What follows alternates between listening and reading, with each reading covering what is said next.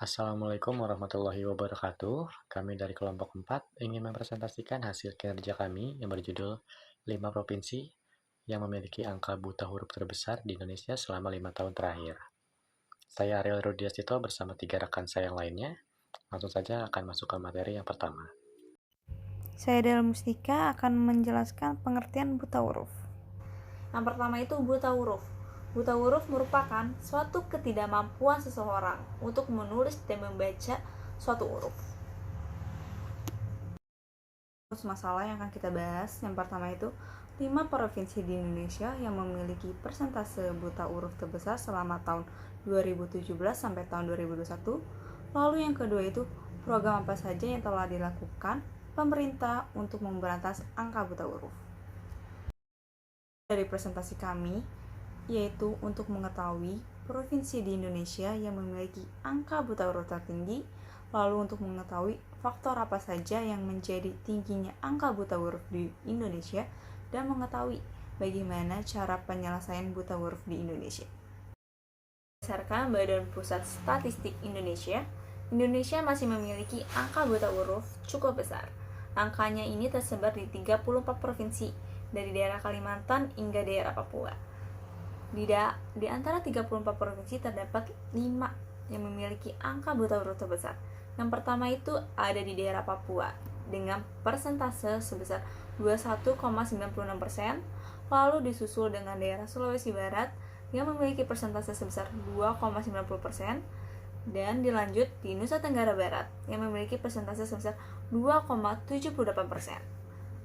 Dilanjut kembali dengan daerah Nusa Tenggara Timur sebesar 2,69%, dan yang kelima itu Sulawesi Selatan sebesar 1,87%. Berdasarkan data BPS tahun 2017 sampai tahun 2021, angka buta huruf mengalami penurunan setiap tahunnya.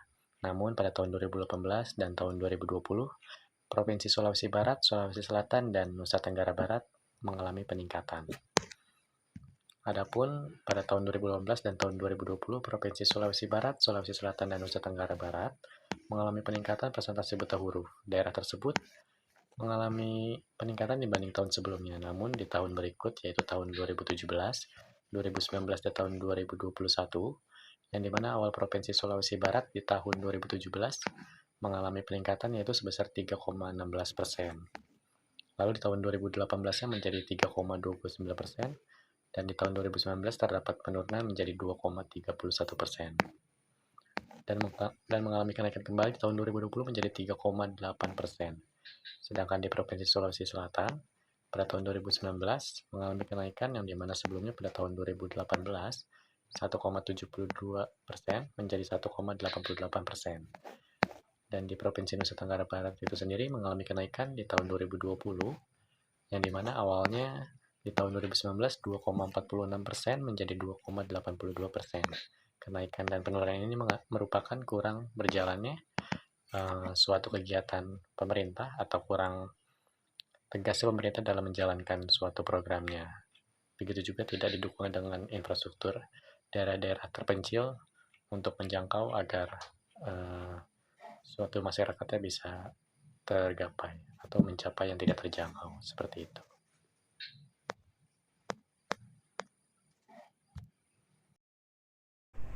Baiklah, di sini saya akan menjelaskan adapun faktor lain yang menjadi penyebab buta huruf Indonesia bertambah, yaitu kemiskinan. Kemiskinan merupakan faktor utama yang membuat seseorang menjadi buta huruf karena untuk makan sehari-hari juga masih sulit, apalagi untuk menempuh bangku sekolah. 2. Jauh dengan layanan pendidikan. Layanan pendidikan juga merupakan sebuah faktor besar dalam tingginya tingkat buta huruf, seperti halnya yang terjadi pada 5 provinsi tersebut, yang merupakan daerah pendalaman atau daerah terpencil yang memiliki akses untuk bersekolah sangat jauh. 3. Orang tua menganggap bahwa sekolah perbuatan sia-sia. Anggapan orang tua bahwa sekolah merupakan perbuatan yang sia-sia, tidak penting, dan lebih baik menyuruh anak mereka untuk membantu berladang, berternak, berjualan, mengembala hewan, dan bahkan mereka menyuruh anak mereka untuk mengemis atau mengamen di jalan. pembahasan penyelesaian buta huruf di Indonesia berdasarkan Undang-Undang Pendidikan Nomor 20 Tahun 2003, bahwa satuan pendidikan terdapat dua, yaitu 1. Pendidikan formal, 2. Pendidikan informal. Sudah banyak program yang telah dilakukan pemerintah untuk memberantas angka buta huruf. Salah satunya seperti Kemendikbud yang mendukung yayasan ataupun lembaga yang memiliki NPSN untuk meningkatkan mutu layanan, pendidikan, dan pembelajaran keaksaraan pada daerah-daerah yang memiliki persentase tinggi di buta huruf. Sekian presentasi dari kelompok kami, kurang lebihnya mohon maaf. Assalamualaikum warahmatullahi wabarakatuh.